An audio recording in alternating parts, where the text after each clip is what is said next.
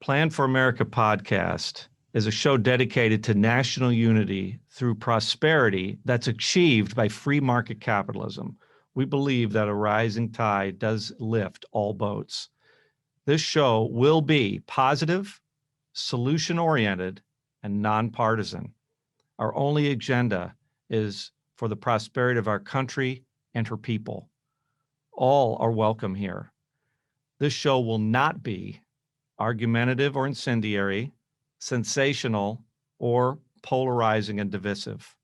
What we are presenting is a positive solution to one of America's greatest problems.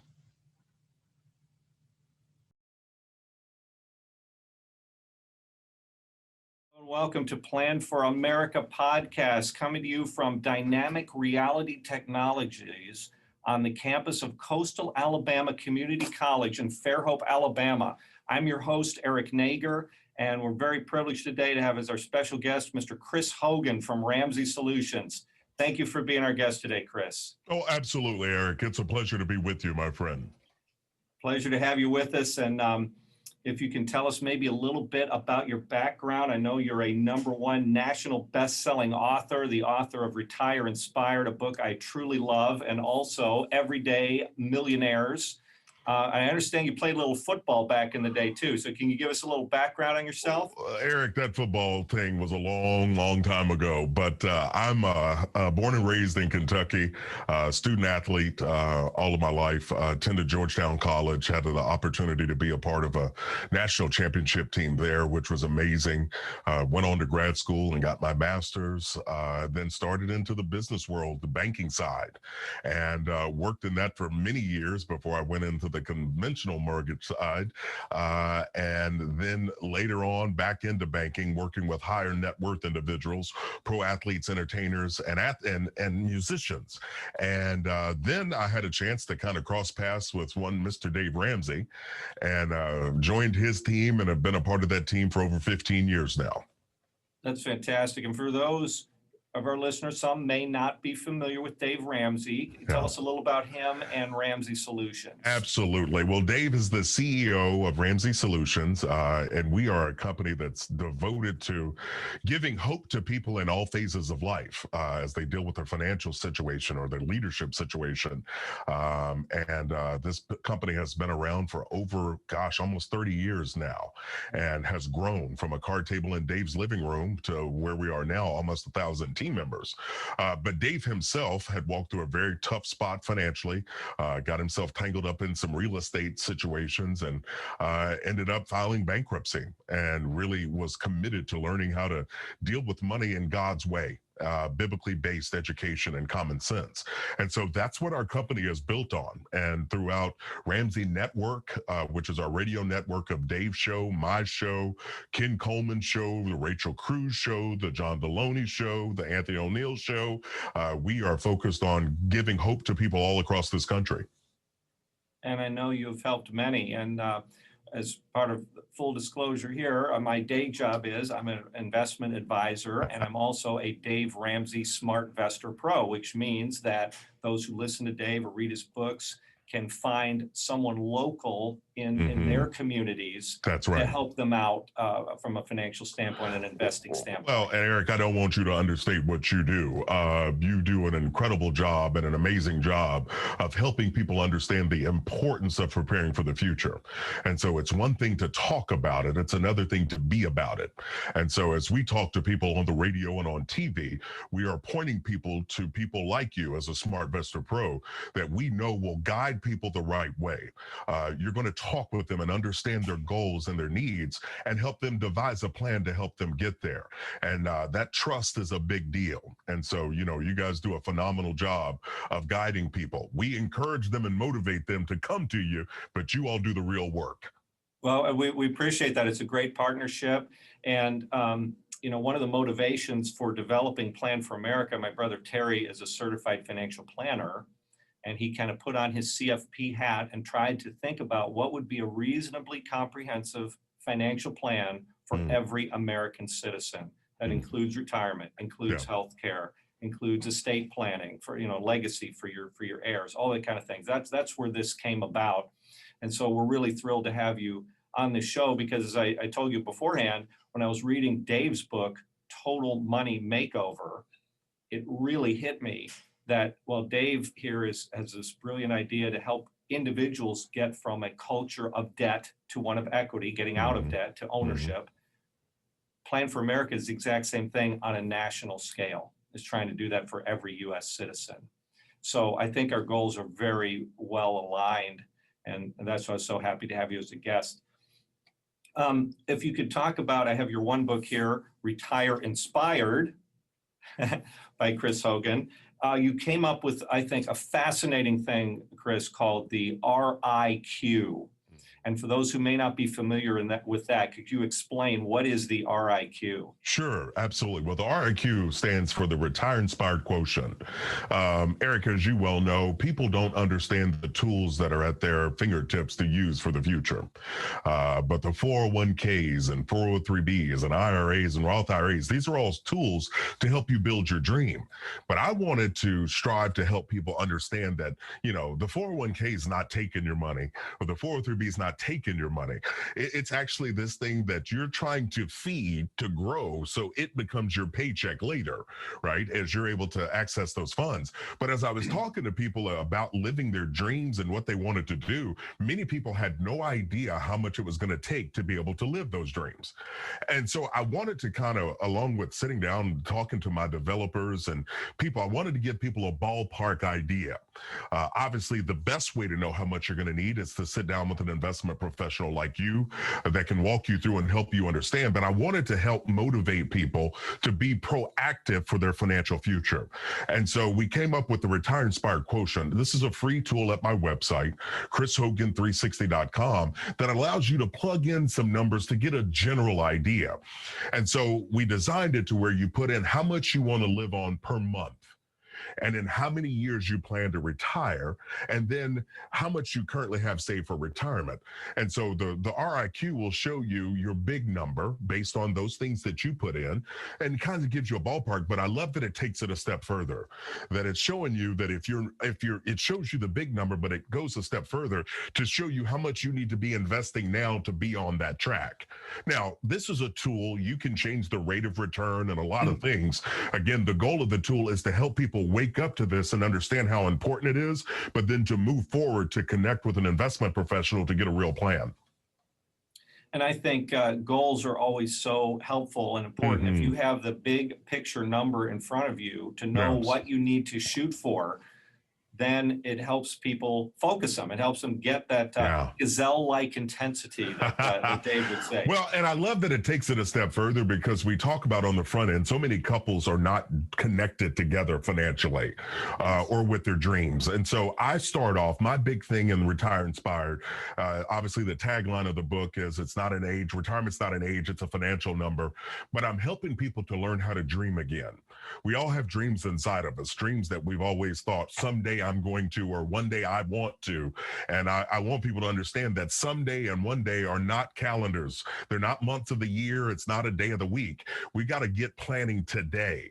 But it helps people open up their dreams, get connected to their spouse by having a dream date, but also starting to help them identify what do they want to do. And so that connection to the heart, I hope, will help people take action to begin to put a real plan in place. Yes, and that's a great tool. And again, you mentioned your website, chrishogan360.com. Is that correct? That is correct. That's where they can find the tool. Yes, sir. All right, very good. Now, I see behind you here, I have a copy of this too. Everyday Millionaires. Retire Inspired came first. Yes, sir. Okay, then Everyday Millionaires. What prompted you to write that book? All right, Eric. So here's what happened. I'm in New York. I'm on a panel, and we're talking about wealth in America today. And I do my part telling people, listen, if you've got a plan, you got a dream, you can start to do this. Well, the last guy at the end makes this statement. He says, the American dream is dead and gone. It's not possible for the little man to build wealth anymore, and people need to come to grips with this. And essentially the segment wrapped at the end of that. And I was furious. Like I wanted to go lay hands on him, and not in a good way, because Yeah. I knew what can happen when people are focused, when they commit to it and they understand where they are and what they're doing. So here's what happened. We set out, we all know the book, The Millionaire Next Door. Yes. Great book, a lot of great information. They interviewed around 700 to 800 millionaires to get that book. And I'll never forget the book. It made a great impact on me. But I wanted to go bigger. I wanted to prove, is it possible to build wealth in America today? What does it look like? So we did the largest study of millionaires that's ever been done. We talked to over 10,000 of them all across the country to find out what they did, how they did it, a lot of information and stats. And I wanted to prove to people that it is still possible to build wealth. And the American dream is not dead and gone. It's alive and it's available, and it's waiting on you to grab it. Yeah, that is extensive research there. That must have taken a while. Oh, it was big. Between, Dave and I using the people that are connected to us, we wanted to go bigger. So we had to use a research firm. It took about a year and a half to get all this information compiled, but the book is great. I love the information in the book. I love the stats. For people out there that love statistics, I'm telling you, you're going to have a field day reading this thing and seeing it. But the stories, Eric, are the stories inside of the book are the thing that's most compelling, whether people went from homeless to building wealth, people that had rough childhoods, people that flunked out of college, but it's all this collection and stories of everyday people working a process and really being intentional. And I don't want to steal any thunder, of course, because I want people to get the book and read the book. Yeah. But is there a common thread that you saw, or a couple of common threads? Yes, Can you there share are a couple of those? Yeah, well, there's some common thread, and there are really 5 characteristics that we found were common for all of these millionaires. And I'll hit on a couple of them because I don't want to give everything away. Right, right. You got to have people buy this book now. That's right. But the one is being goal oriented. Understanding kind of what it is you're trying to accomplish and why it matters to you. But another characteristic was intentional. These individuals, all of them that we studied, were intentional. This didn't happen by accident. And when you're intentional, that means you are setting your eye on a goal. You do make sacrifices, but you also work hard to obtain them. And so it's just one of those, I love it because it debunked a bunch of myths. People think in order to build wealth, you have to have it handed to you by an inheritance. Not true. Yeah. We found that almost 80% of these millionaires that we studied were first generation millionaires. They didn't inherit a dime from anyone, or that you have to go to a fancy school. Not true.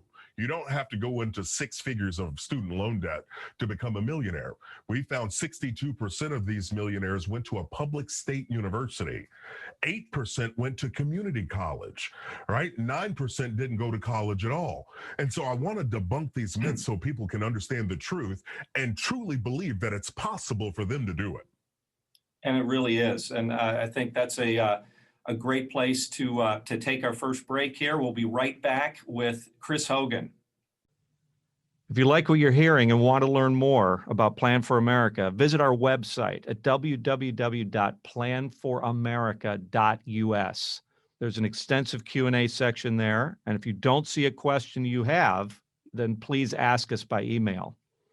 You can order our book, Plan for America, How to Place the American Dream on a Sure Foundation Forever. That can be found on Amazon.com. You can like us on Facebook. And if you really like what you're hearing, you're welcome to contribute through our website. Plan for America is a nonprofit 501c3 organization, and all contributions are tax deductible. All right, welcome back to Plan for America podcast. I'm Eric Nager, the host. Our guest today, Chris Hogan with Ramsey Solutions. He's the author of 2 books, Everyday Millionaires and Retire Inspired. Before the break, we were just talking about everyday millionaires and some of the common threads that he found in interviewing so many millionaires, hundreds of millionaires, over thousands, thousands of millionaires over time.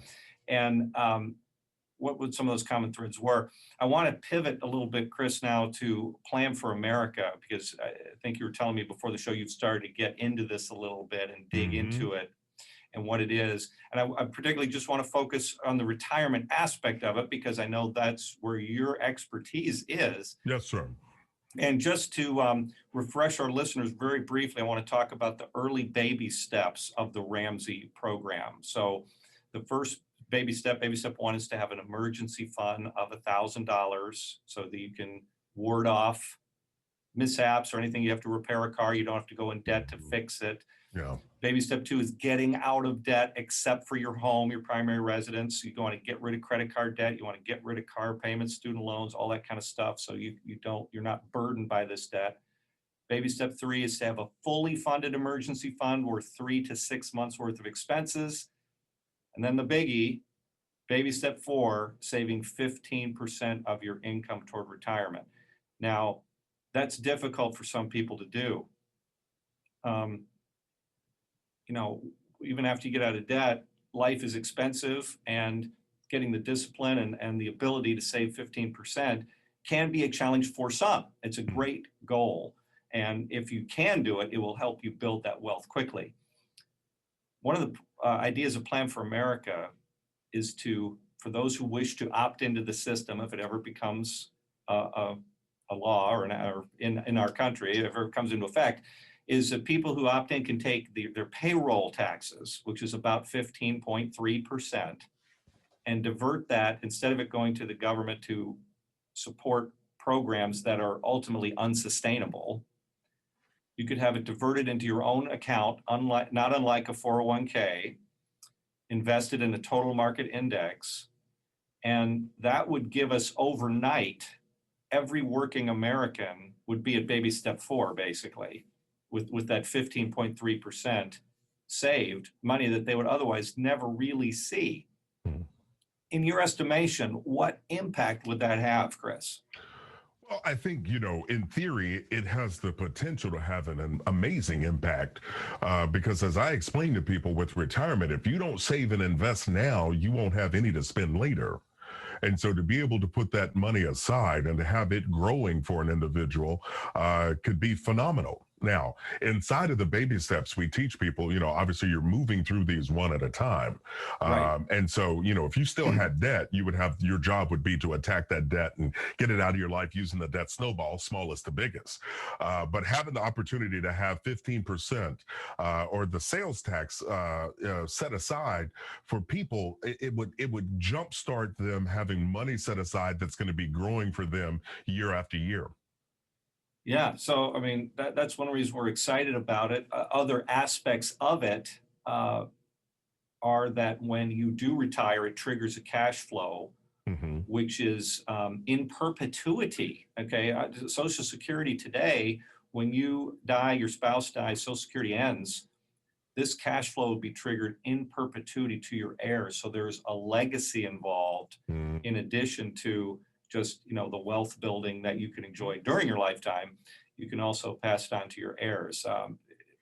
Talk about that legacy aspect. Well, legacy is a big deal. I mean, that's one of the things we talk about here at Ramsey Solutions a lot is, not only are you wanting to make sure that you're able to take care of yourself, because if you don't have money set aside for retirement to take care of yourself, then the responsibility falls to family or friends. And no one wants to be a burden. Everyone wants to be a blessing to someone. And so to be able to have a legacy mindset means that you clean up kind of your mess where you are right now, but you get intentional about the future. You start planning for the future and having an opportunity to be able to leave something to your kids. Now, it's more about what we leave in them than what we leave to them. But having that legacy component of being able to leave something to them means you have an opportunity to have what I call a generational impact. This is where you are have the opportunity to make an impact to generations beyond yourself, which, that can be a phenomenal thing to be able to look. And any of the major, people or families you think of, the Hiltons, the Marriotts, the Rockefellers, all of these families, this lineage of legacy started with one person having the audacity to have a dream, but also the courage to try. Yes, and this would give that, I think this plan would make that more in reach for the everyday citizen who, in our book, Plan for America, we talk about the example of someone, an inner city single mom maybe, or something like that, and what impact this plan would have on her and her ability to leave a legacy for her children. So that is a big deal. What else, I guess, strikes you that in what you've seen about Plan for America, Chris?